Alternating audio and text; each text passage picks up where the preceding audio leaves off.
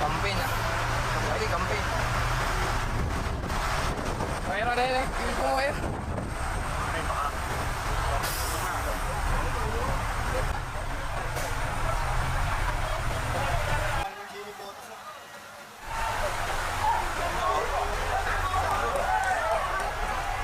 Dito, tumungtong na si sir.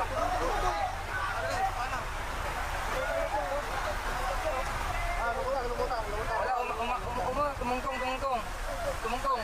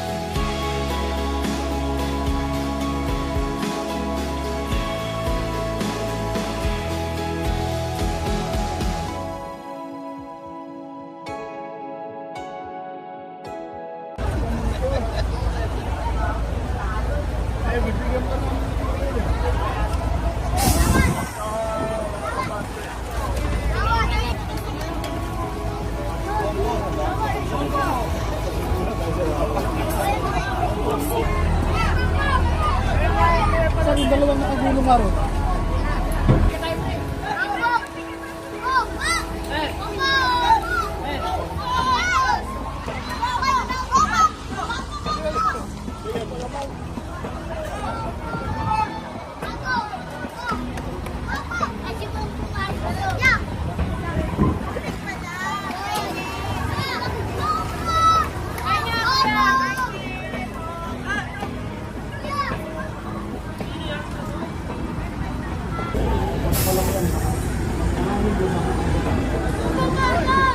The reason I did this was to really inspect because I wanted to see what the situation was.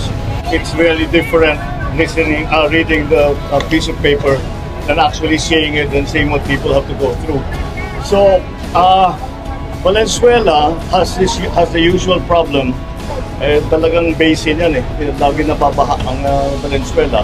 But marami na silang flood control, pero nasa pawan itong sa dami ng tubig. So we have to relook, we have to re-examine some of the designs of our flood control. For example, this was not, the amount of water was not as bad as Ondoy. But the effect was greater than Ondoy. Mas malaki ang baha. Mas maraming nabaha na lugar kaysa panahon ng Ondoy. Mas marami tayong flood control ngayon kaysa noon. Pero climate change, this is what the effects of climate change are.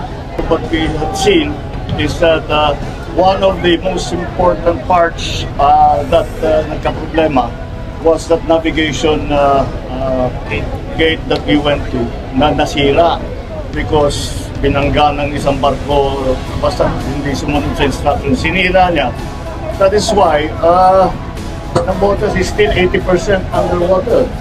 Malabon the same, Valenzuela also. So we have to really look into that sort of thing. Yung pumping stations natin, marami na. Yun, nakaproblema lang, sana matuto naman ng tao, huwag kayong nagtatapon ng basura dahil yung basura yun ang nagbara doon sa mga pump natin. Kaya hindi kasing effective na pwede. Dahil Navotas yung 81. In Valenzuela, I think they have 32. So marami na yung pumping station. Pero talaga, you have to put it somewhere. So yesterday, 12 o'clock was high tide. 12 o'clock noon, nag-high tide. Nagsabay-sabay, para malakas ang ulan, tapos nag-high tide. So at least now I'm very clear about what the situation is. I will be going to inspect all the other areas when we can travel to see what else is needed in the other parts of the country that suffered flooding. Now, when I get back to the office, I will be putting together, now that I know what the situation is, where the areas are that need the most. We'll be putting together already the release packages for the LGUs. Because here in NCR, not only NCR, in Region 3, in Calabarzon, NCR, marami nang tumawag sa akin kanina umaga pa. So we'll put that all together so that we can go to DBM and tell them to release this already para magamit na ng ating mga local officials. Alright? Okay.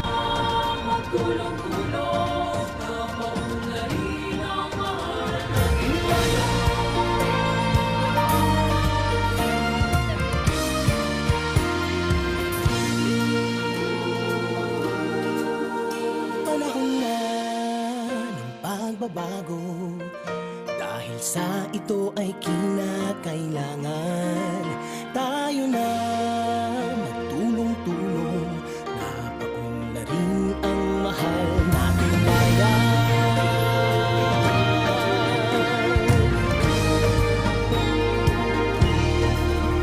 Panahon na magbabago at iayos ang mga dapat ayusin.